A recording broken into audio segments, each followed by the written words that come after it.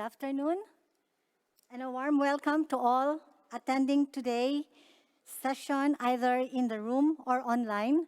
And it's just a very heartwarming event and awarding ceremony that we just had today.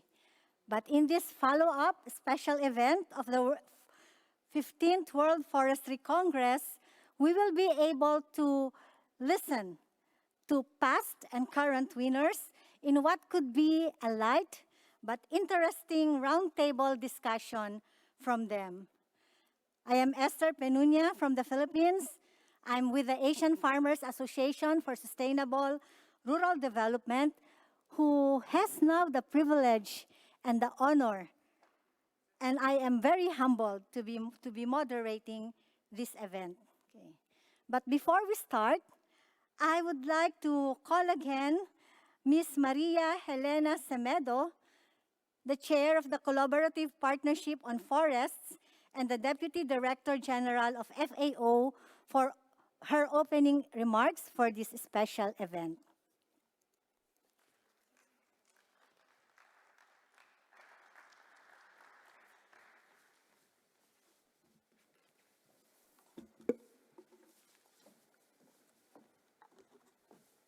Thank you, and good afternoon again, dear friends. I will be very short. On behalf of the Collaborative Partnership on Forests, welcome to this special event. It is an honor to be with 5 Wangari Maathai Forest champions, all truly inspiring. After the moving testimonial from the latest forest champion, I look forward to hearing stories from other laureates. The Collaborative Partnership on Forests launched the first Wangari Maathai Award in 2012 to honor the memory of the Kenyan Nobel Prize laureate Wangari Maathai, whose legacy lives on with this award and the amazing work of our champions. As you will learn, the recipients of this award are passionate, spirit individuals with a strong drive to safeguard forests and the livelihoods of those dependent on them. Each has an incredible story to tell, from such different parts of the world, facing diverse challenges, but always trying to make our world a better place. They all share in common the great ability to lead their communities, educate others, and serve as role models, often achieving great impact with minimal resources. They work with social groups who are often the most disadvantaged or left behind, embodying the spirit of Sustainable Development Goals and exemplifying how to think globally and act locally. All those winners are true pioneers and visionaries, spreading their influence far and wide. It is this kind of influence that truly drives change. Now, let's hear your stories and learn from you. Thank you, and over to you, moderator.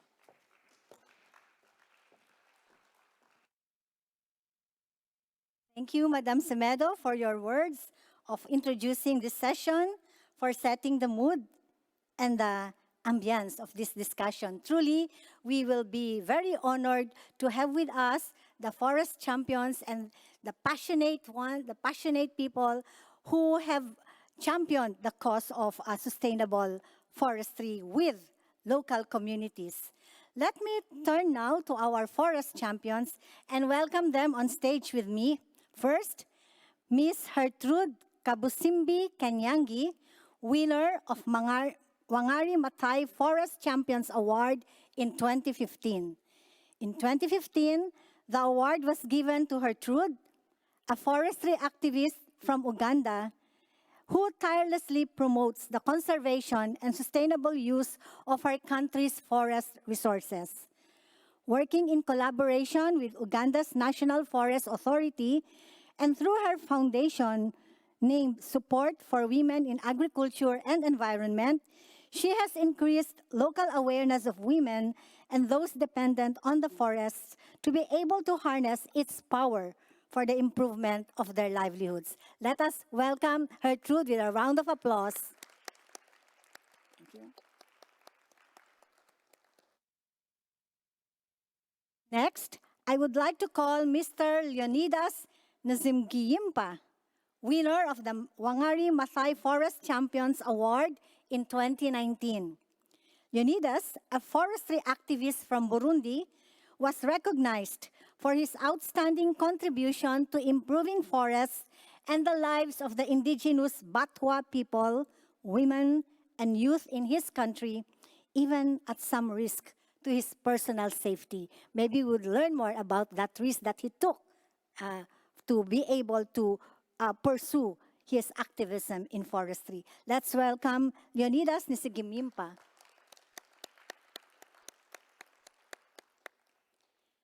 And now, join me in welcoming back to the stage this year's winner of the Wangari Maathai Award, Miss Cecile Najibet. Congratulations again, Cecile. Cecile is from Cameroon and has built up the concept of guiding local forestry conservation work by tackling issues through an institutional framework, allowing her to have instilled capacity building, mobilized financial resources, and gain central government support. She established the Cameroonian Ecology in 2001 to tackle the restoration of degraded lands through community forestry management, and in 2009 founded the African Women's Network for Community Management of Forests, or REFACOF, as she earlier mentioned, to promote women's rights on land and forests, expanding the movement to include 20 member countries. Congratulations again, Cecile. We have 3 past winners who unfortunately cannot join us today. The two of them, the 2014 winner, Miss Martha Isabel Patti Ruiz Corso from Mexico, and the 2017 winner, Miss Maria Margarida Ribeiro da Silva from Brazil, will send us their video messages, which we will play later. And the 2012 winner, Mr. Narayan Kaji Shrestha from Nepal, unfortunately had to excuse himself. Okay. Now I would like to join our forest champions in a roundtable discussion, which we hope could be very light but interesting and inspiring.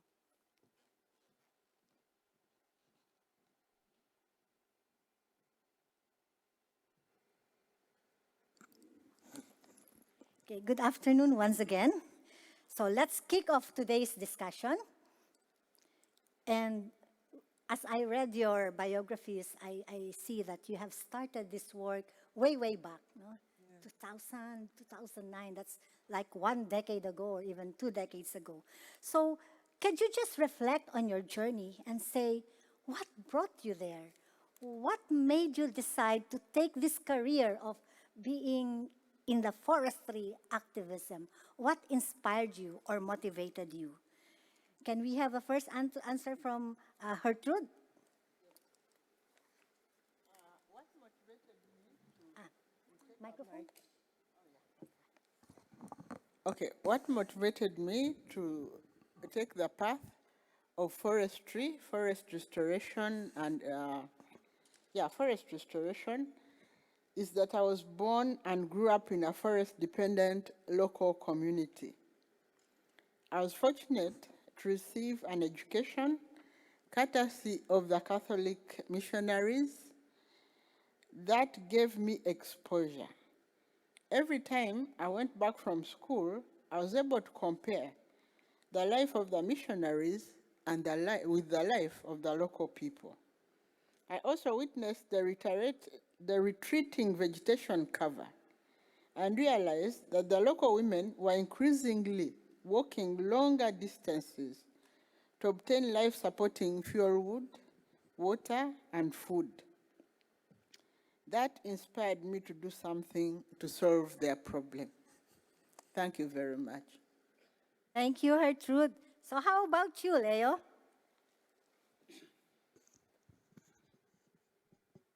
Merci beaucoup. pense que vous m'entendez. Merci beaucoup. Mon inspiration et ma motivation vient de très. Yes, if I may also add, it goes way back for me as well. I'm not sure whether you know Burundi, but Burundi is located in the central part of the African continent. For multiple years, Burundi had to overcome various political and social challenges. In 1993, war broke out in Burundi. And in 1994, it was also attacked.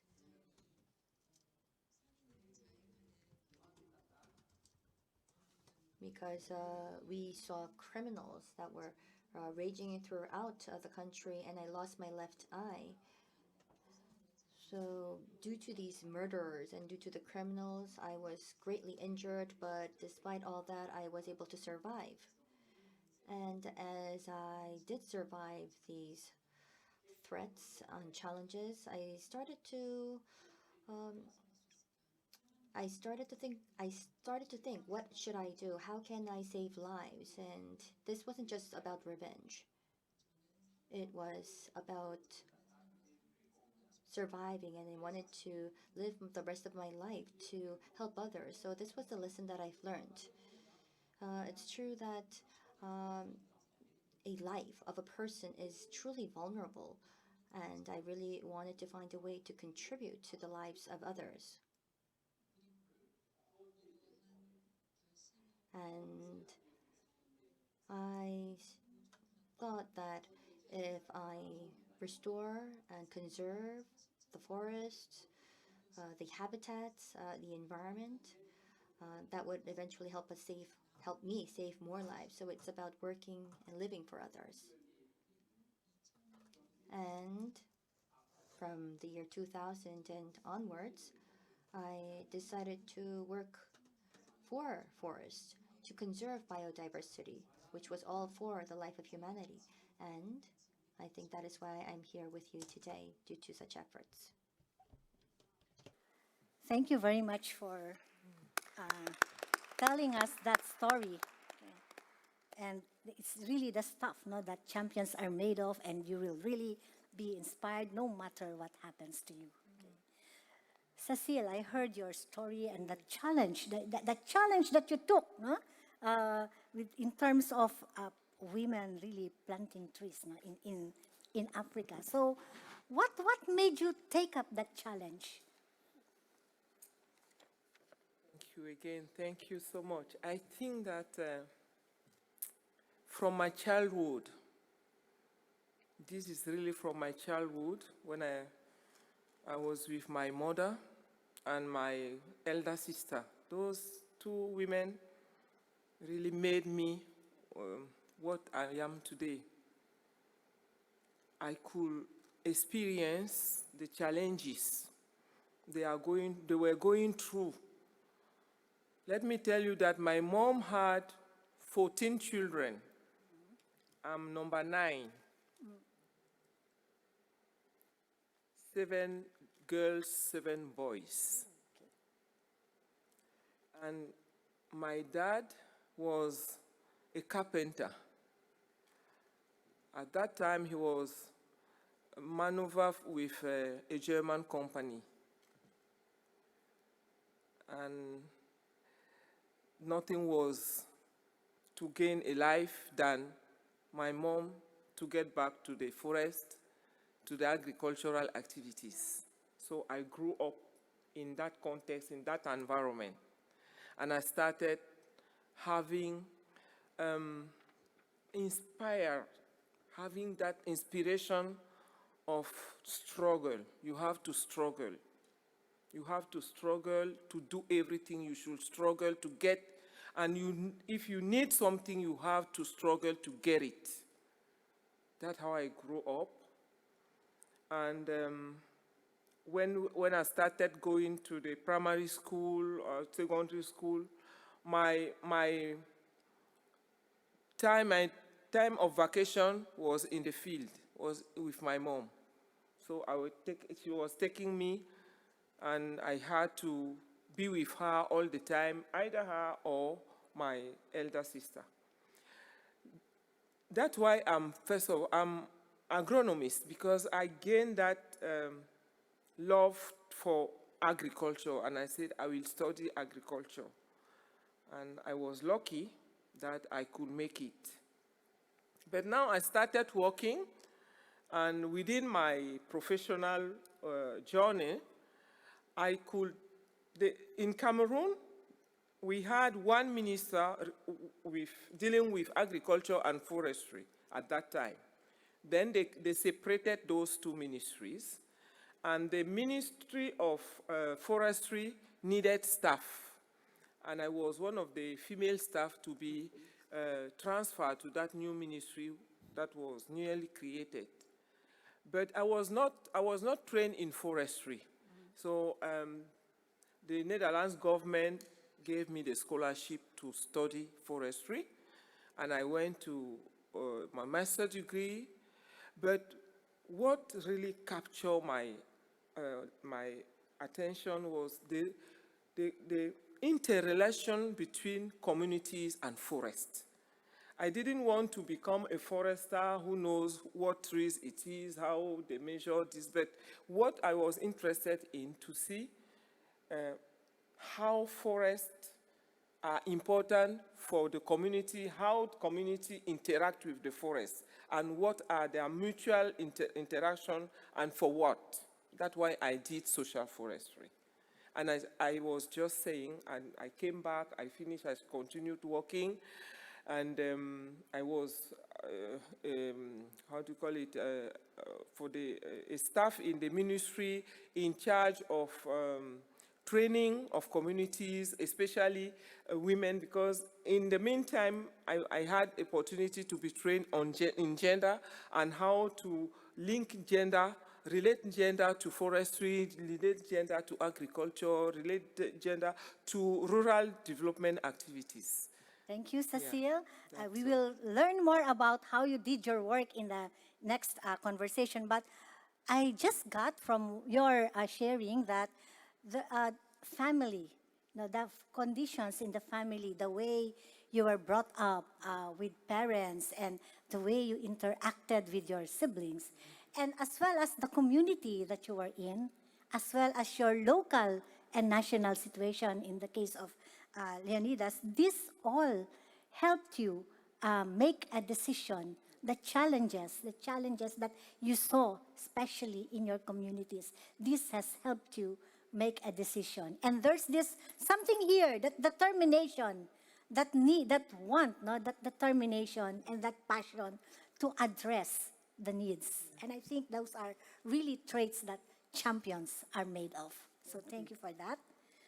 So let us now hear a video message from Miss Martha Isabel Patti Ruiz Corzo, winner of the Forest Champions Award in 2014.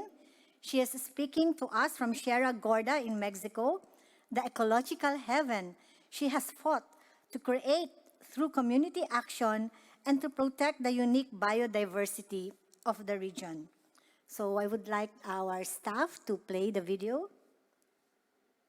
Hello, ladies and gentlemen.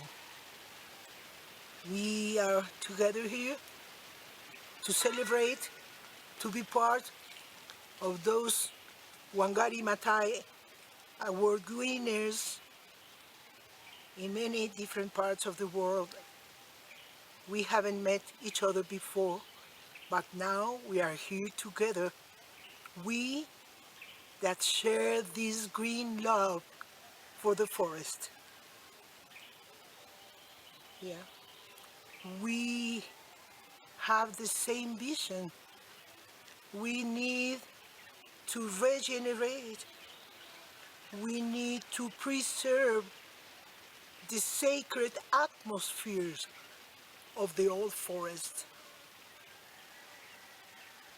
Those sacred places for Mother Nature, to put a value on them, something that is very challenging when you have private property owners of this sacred national patrimony. Sierra Gorda in central Mexico, it's a good case of a very wide participatory conservation action since 35 years ago. Full of this green energy, full of love for the biodiversity that we keep in this green area, the last well-preserved area in Mexico. Planting trees for many years, millions of trees. After all these years of exercising answers for regeneration, for conservation, and more than anything, the growing of a green society response, climate action.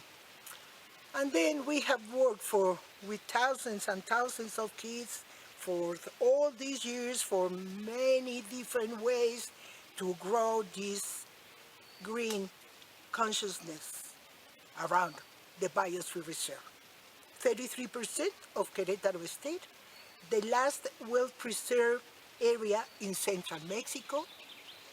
Here, from the heart of Mexico, we beat with an unusual passion from our hearts to relieve pressure for the one that we adore. From here, from Sierra Gorda, the lowest wave for Mother Earth. Here we are.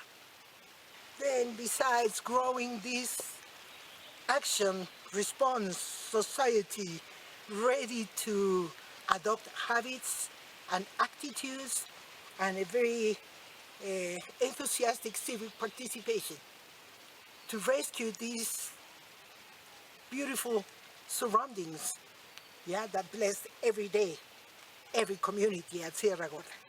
So that's something really good that is growing here. Also, we have developed a community tourism providers with the local wealth of the communities. We have strengthened their capacities, infrastructure, and service to the public.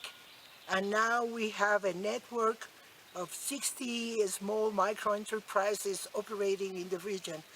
These community services with ecologists, with kitchens, with artisans, and the very deep experience, a very significant experience for the public that we receive. And so, grounding Kyoto in the local context, we have developed a methodology, we have developed protocols that are now validated by BERRA and an external validation.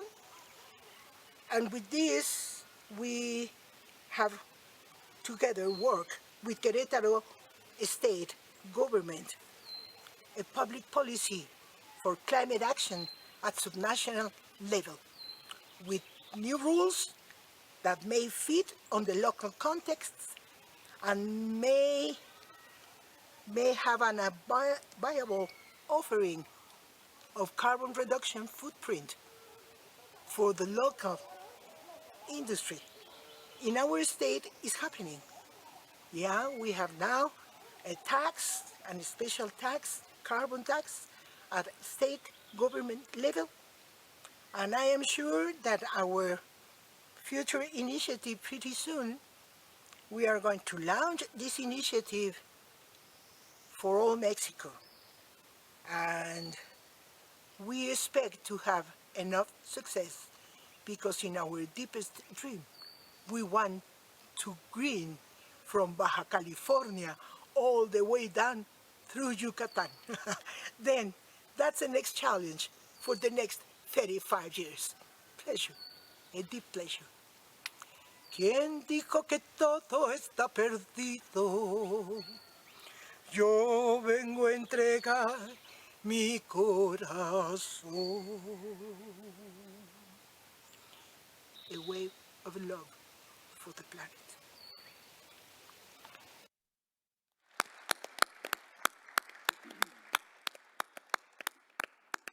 Thank you, Patty, for those touching story. And I wish you all the best as you try to achieve your dream of greening the landscapes from Baja California all the way down to the Yucatan territories. And we hope to visit it someday, no? So next, let me turn again to our panelists with a question. You have worked in forestry for so long. What are you most proud of in relation to forests, in relation to your work with forest user and forest dependent communities? What are you most proud of? Can we start with Mr. Leonidas? Merci beaucoup. Euh,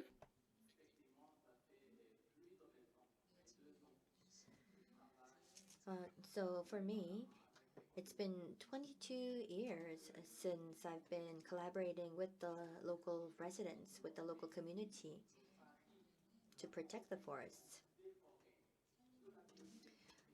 I believe that in the process of protecting our forests, our biodiversity, and natural resources, and if we want to be successful in this, it's important to make sure that the communities are at the center. We need to offer them with the opportunity to play the central role. And I would like to share with you a case in 2017. It's a recent uh, case of where in 2017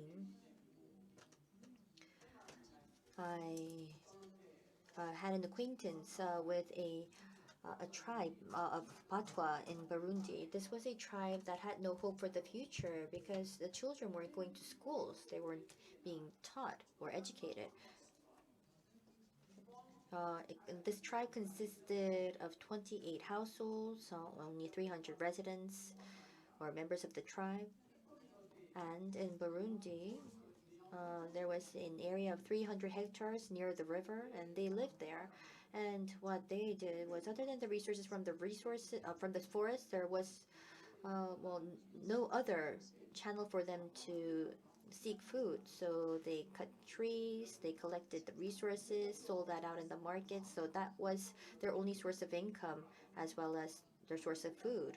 So it was only natural that if we did not work with this tribe, it may have led to multiple conflicts, and they did not have any houses. These 28 households were just living there out there with no covering or shelter. So, in many cases, many thought when they approached these forests, they thought that they were thieves. So it was just an area of less than 1 hectare where they would be fighting. And there's a lot of pollution issues, sanitation, hygiene issues. There are no toilets.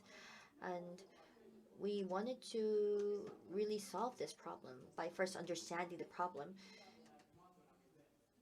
And what I did was I decided to involve them in policy making. So, in terms of land management, we had these tribe members take part, and as we've seen more of them participate, their incomes also rose with the level of participation. And with this experience, we were able to verify that they can source their income by conserving the forests, and we returned 40% of the income that came from this, and the remaining 60% was invested for the future. So what happened?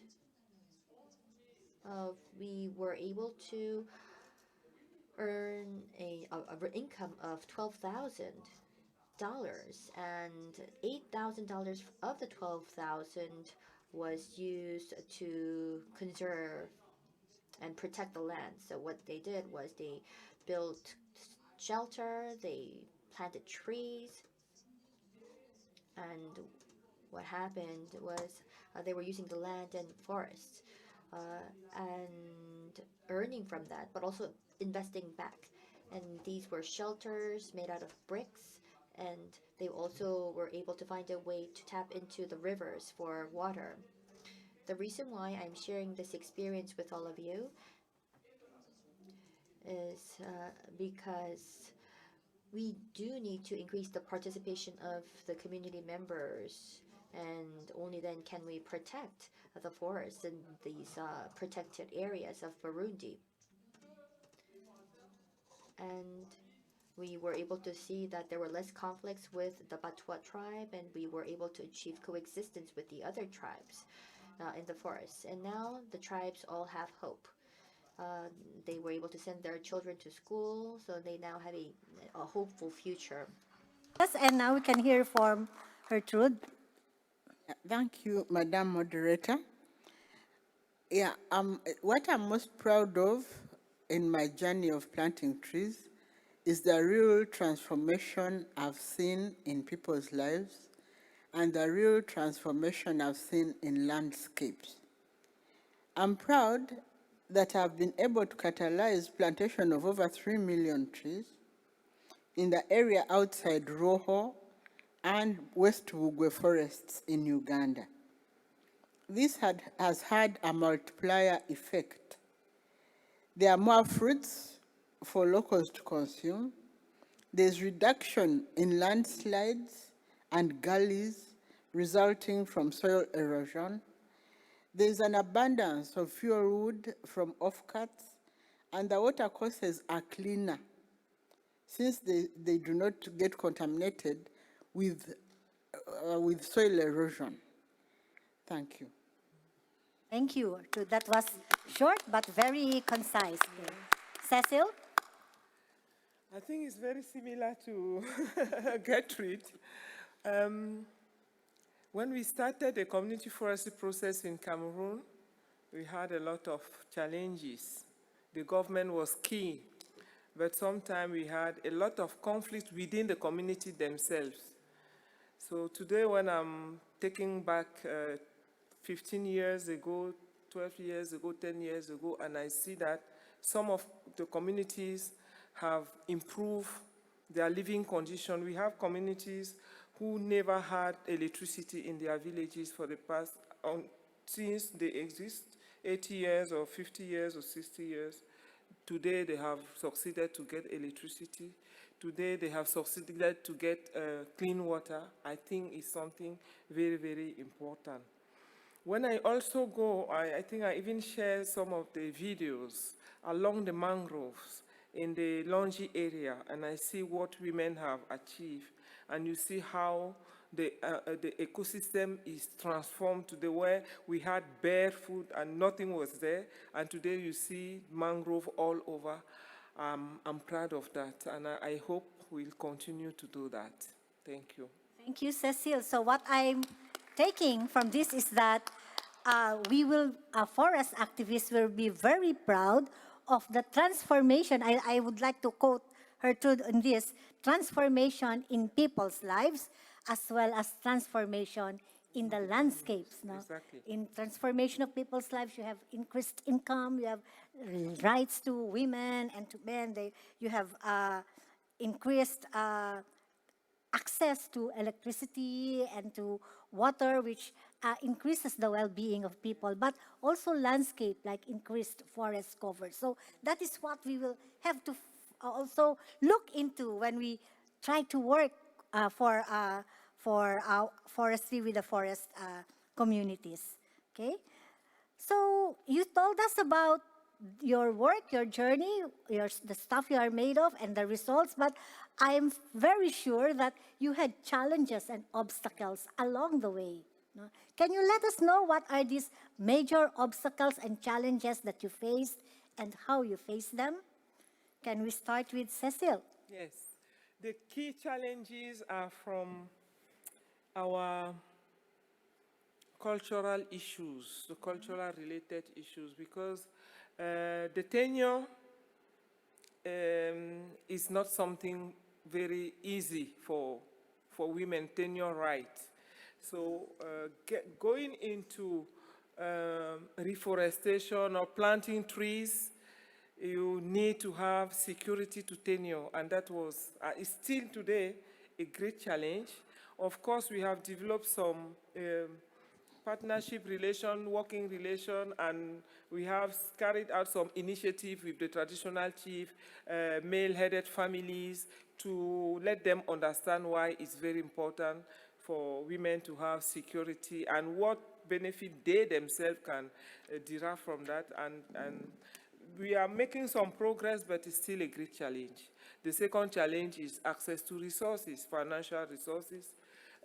These type of activities are very expensive, are very costly, and you need to be supported with resources so that you can really get women because for us, it's, women in restoration, it's something which is very difficult to achieve. And restoration goes all along with livelihood development, and we have to also think about that, and sometimes we are facing a lot of difficulties in that regard. Thank you, Cecile. Leonidas? Merci beaucoup.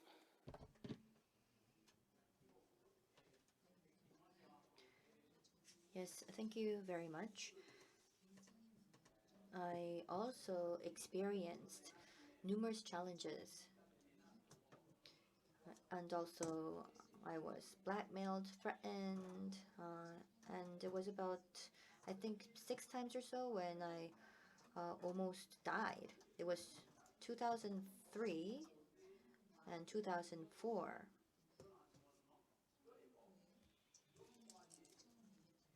I was against the decision made by the Ministry of Environment at the time. The Ministry of Environment said that well, what they tried to do was actually sell off 100 hectares of protected land to the private sector. And I was against privatization, but at the end of the day, I almost lost my job because of my protests. But the government decided to scrap that decision.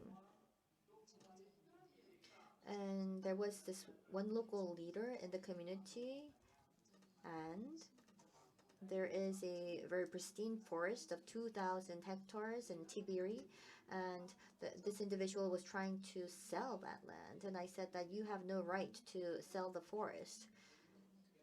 And ever since, I've been basically threatened by so many parties.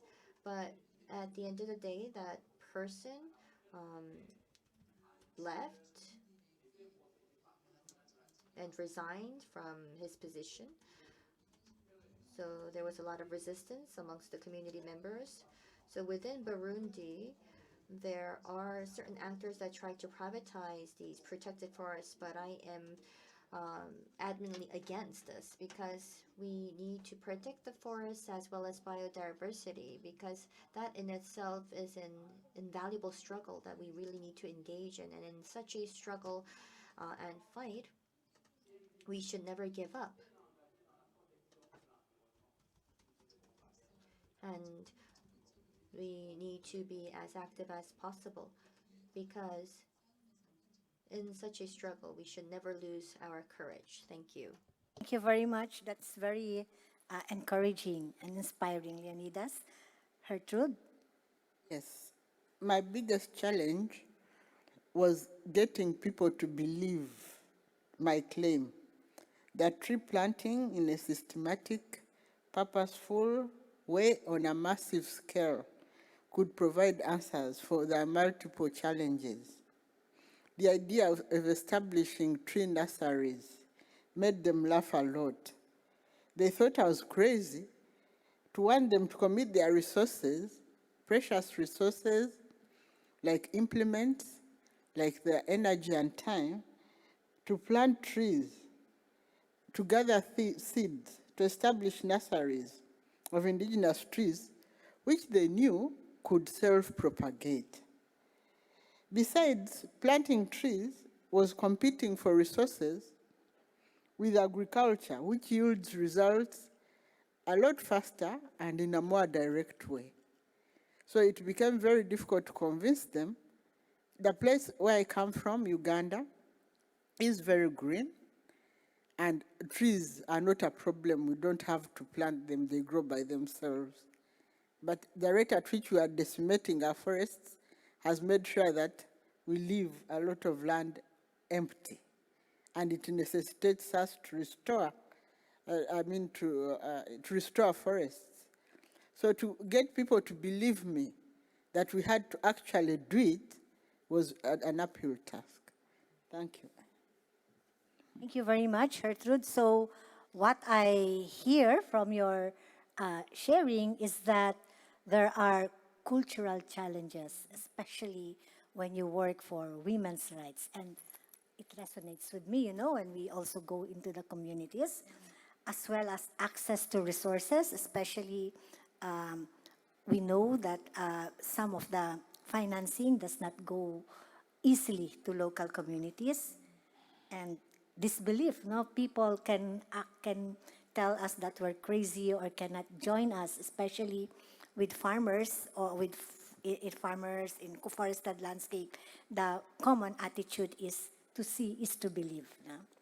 And as Leonidas has pointed out, there are also threats to life, threats to life. But we should never give up. No? We should never give up on our challenges because we have it in our hearts as champions to be determined and to overcome these obstacles. Thank you for your sharing. And now we go to the next question. And Cecilia, I would like you to listen to the answers of the past winners. So Leonidas and Gertrude, what happened to you after you received the Wangari Maathai Forest Champions Award? Has it impacted your life? And if so, how? Can we start with Gertrude? Okay, thank you. Thank you very much. Well, the Wangari Maathai Award is a gift that keeps giving. With it, I was able to establish an office, furnish it, and equip it with modern gadgets. With a place to call home, the organization has been able to put roots down and to grow upwards, bearing fruit. We've been able to replicate. We've been able to upscale. The award also shone a spotlight on our work.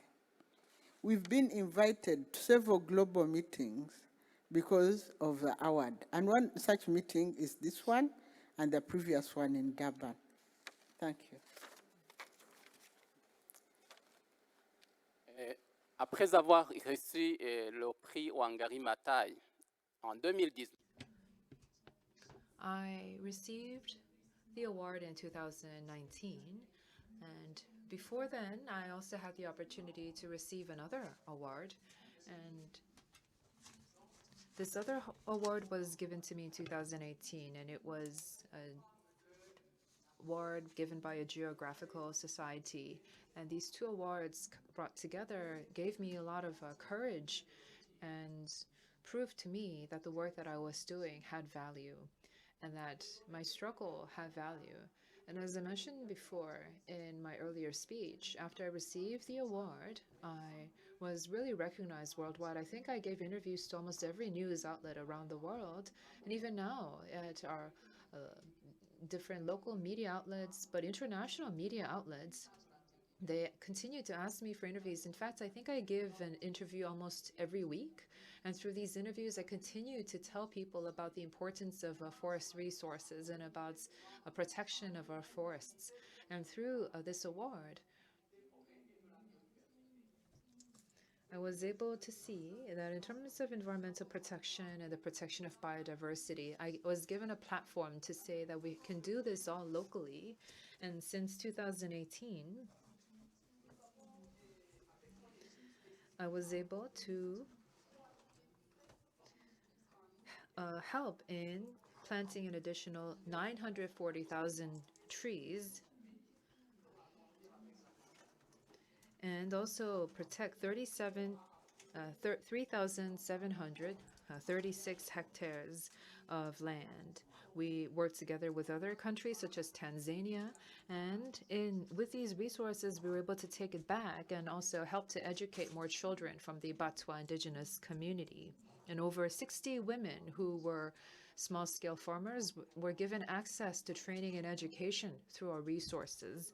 And we were able to found a new environment club in the schools, because I believe that for continued success, we have to reach out to the youth and tell them that environment is important, that forests are important, that we have to protect our biodiversity. And this is a lesson that we have to start very young with the youth. And I want to emphasize this once again, but for success, you have to reach out to the local communities, the indigenous communities, and to have a free and prior consent. This is the work that I've been doing thus far, and I will continue to do so in the future. And through Wangari Maathai, I was able to be given more courage. Thank you, Gertrude and Leonidas. And I am very happy not to really learn that you used the awards to further your advocacy with forest communities and with forests. Cecile, having heard that, do you have any idea of, now that you have received the award, how would it impact your life, and how would you use it or maximize it? Thank you. I'm dreaming to have, to establish a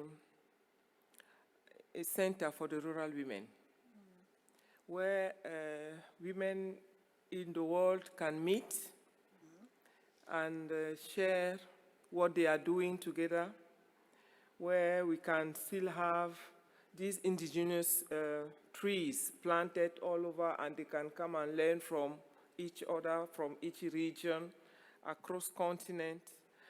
And I think that this award will be the first step of that foundation.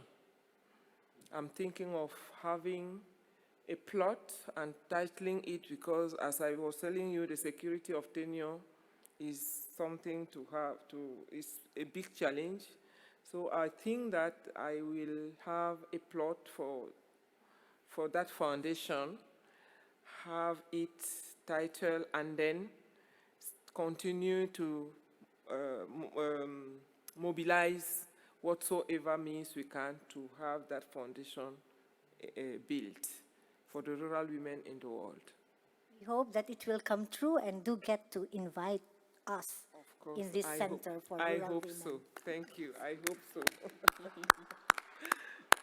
Let us now turn to the video message that Maria Margarida Ribeiro da Silva, winner of the 2017 award and who is from Brazil, has sent us. Margarida has been promoting community forest management and has been improving the livelihoods of local Amazonian communities since 1998, fighting to secure land rights and for the protection of forests and rivers. This video will be in Portuguese.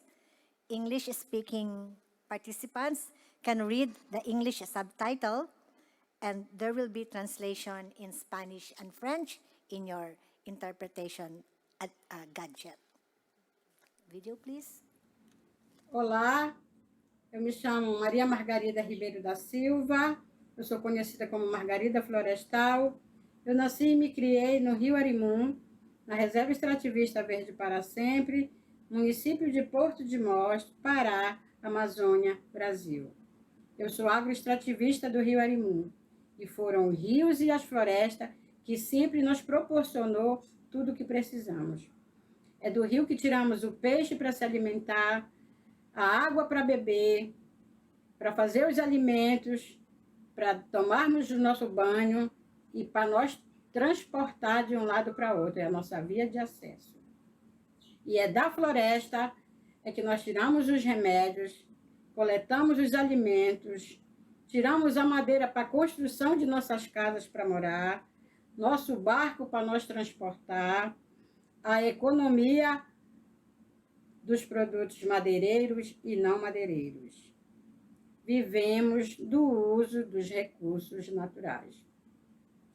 E o que mais me ajudou a trilhar e seguir ao caminho foram a minha cultura, a família, os movimentos sociais, o associativismo e o cooperativismo, e essa ideia de que posso contribuir com o meu conhecimento tradicional e fazer com que as mulheres possam ocupar os seus espaços nas tomadas de decisão.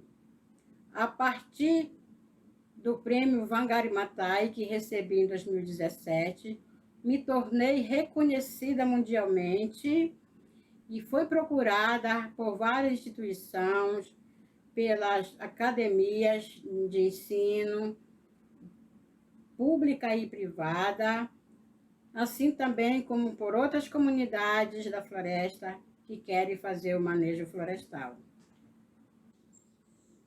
Ao longo desses meus anos, me relacionando com os recursos naturais, com as comunidades, com os rios e floresta,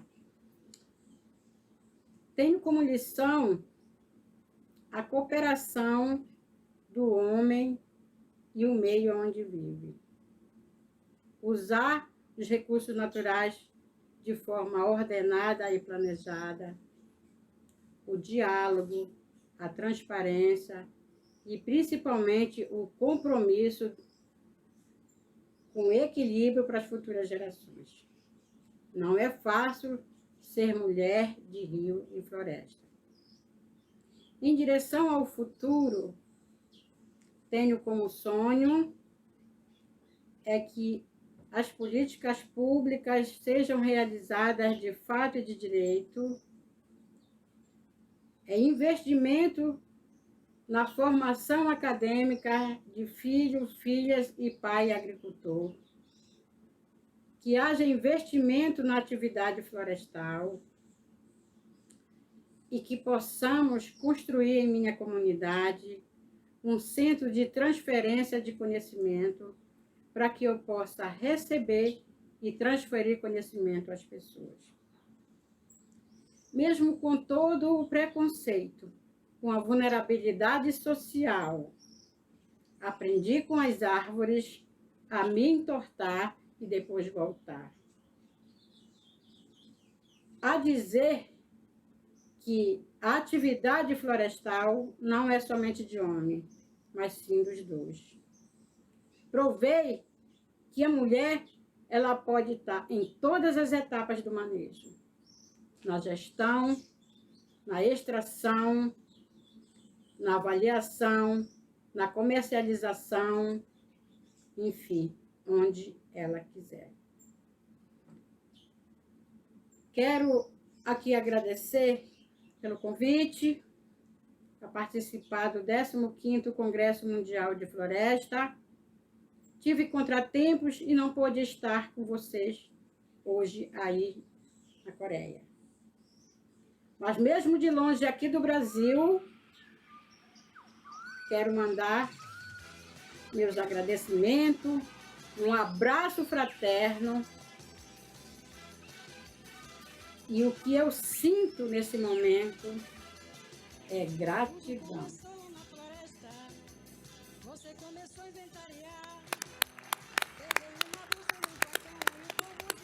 Thank you very much, Margarida. We are very inspired and enlightened by the work that you do, and we really hope that you continue to pursue that work, and all the best to you. So I was just thinking, because we have some time, Leonidas, you are the only man right now from the people here in the panel as well in the video. So what do you think about women forestry activists? Mais belle question. Je pense que les femmes ont leur place. I believe that women play a critical role and should play a critical role in forest protection because they are the ones that make full use of forest resources. They know how to carry on with their lives within biodiversity. So I believe that women need to take a more active role. So for the forest and for humanity, they have to play a more critical or prominent role, and they need to have a bigger voice. And I think that is why most of our recipients of this award are women. Thank you. Thank you for that, Leonidas. And now maybe we can jump to the next question. It's a very good segue. So, what is your advice for forest activists, men, women, young, and old? What is your advice for forest activists around the world? Can we hear first from Gertrude? Yeah, thank you, Madam Moderator. My advice for forest activists around the world is simple. It is never give up. And never ever underestimate the contribution you are making to save the planet. Just keep on keeping on. Innovations are as simple as planting a tree. That's my advice. Thank you. Leonidas?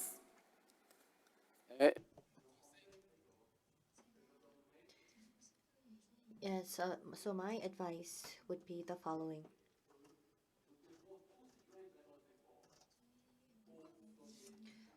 I think that we really need to join efforts. We need to join hands. And only then can we protect our forests and to make sure that our forests live on. I believe that the international partnerships and the international organizations that all focus on forest protection, I do have something to say to you all. It's important to have many projects that involve the local communities. We already have many projects and programs in place. However, it's not really impacting the local communities or the local forests. Right now, we're trying to restore our forests, and of course, I do know that that is meaningful as well. In order to be successful in these efforts, it's important to make sure that the men and women of the local communities take part, because without the communities, forests cannot exist. And the community members are the ones that can actually save the forests. So the forests and the communities are intertwined. They are connected. And there is no community without forests and no forest without the community. Therefore, it's important to make sure that we protect the forests, protect biodiversity,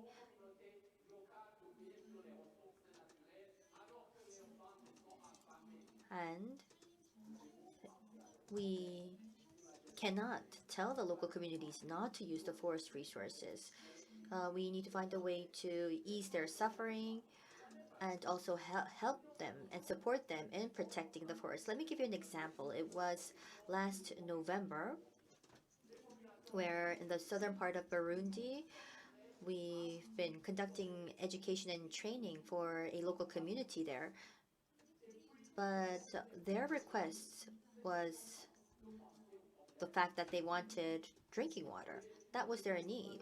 So we really need to understand what kind of needs or issues these local communities have, and once we lend a serious ear to their needs, they will be more active and contribute more to protecting the forests. Thank you.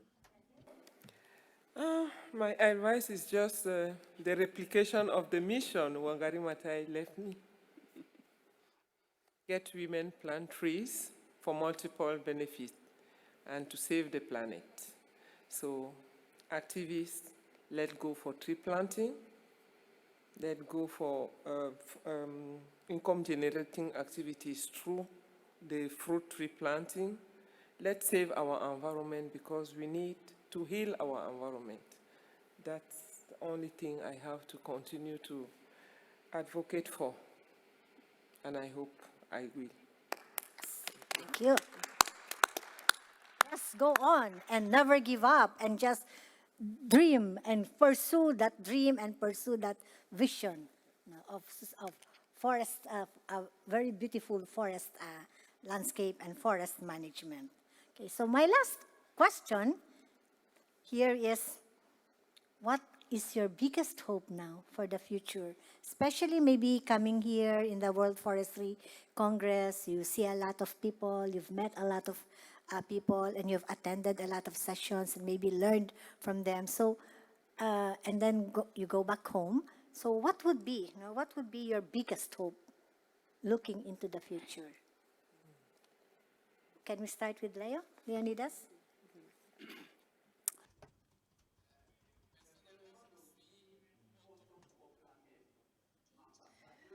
So personally, I want to, and I believe I am an ambassador for life, of life, and ambassador for biodiversity. That's how I perceive myself. And I do not believe that I have to be designated by law as an ambassador for biodiversity or for life or for forests. For I believe that I want to end my life as an ambassador, and that is my dream. And my dream is to make sure to protect and preserve the livelihoods in Burundi. And what I want to do is on the very last day, I will still want to plant trees. Thank you. Thank you. Gertrude? Thank you, Madam Moderator. My hope is that people of the world will stop looking for solutions in the wrong places. All the money sunk in false solutions should be channeled to tree planting. I'm on record for calling on host governments for global meetings such as COP to designate special land and spend time establishing tree nurseries so that participants who number about 100,000 would each plant a tree. With 26 COPs under our belts, we'd be having 26 forests of 100,000 trees each. I get excited thinking how much carbon that would sink. So my hope is that people will stop wasting money in false solutions, but will channel it to tree planting. Thank you. Thank you. That's really very focused, very focused. Cecile? My hope. Refacov is present in 20 African countries now. If we only say, during this decade, each of the countries will plant 1 million trees. We are in 20 million trees. So my hope is to have that support for tree planting. Thank you. Yes. So maybe in the next World Forestry Congress, we will be able to really see this kind of numbers, the numbers not only in Africa, but also in Asia and also in Latin America, because we really need to restore our forests, because forests are our lungs. But to be able to restore it, we must be able to respond to the needs of the forest-dependent communities, of the forest users, because if we do not respond to their needs, then they will not have the inspiration and the desire to protect the forest. And so that's why we have the champions here. Thank you very much for sharing your stories. Thank you very much for sharing your journey and the obstacles. And for me, the obstacles you went through, and for me, these are all inspiring. For me, I hope it was to you, inspiring in the sense that I get motivated to do things in my own community and in my own organization. And this is, I think, what I want to also have as a result in this short session, that we can find it in our hearts to be forest champions in our homes, in our village, in our community, and in our own society where we are, because millions of forest champions will mean the success of the decade of ecosystem restoration, and that means the success really in our ambition of building resilient and sustainable ecosystem. Thank you very much. Thank you, friends, for being here. I would like to thank you for your contribution. Thank you to the technical staff, and wish everybody success for the remaining session of the 15th World Forestry Congress. Thank you very much. Thank you.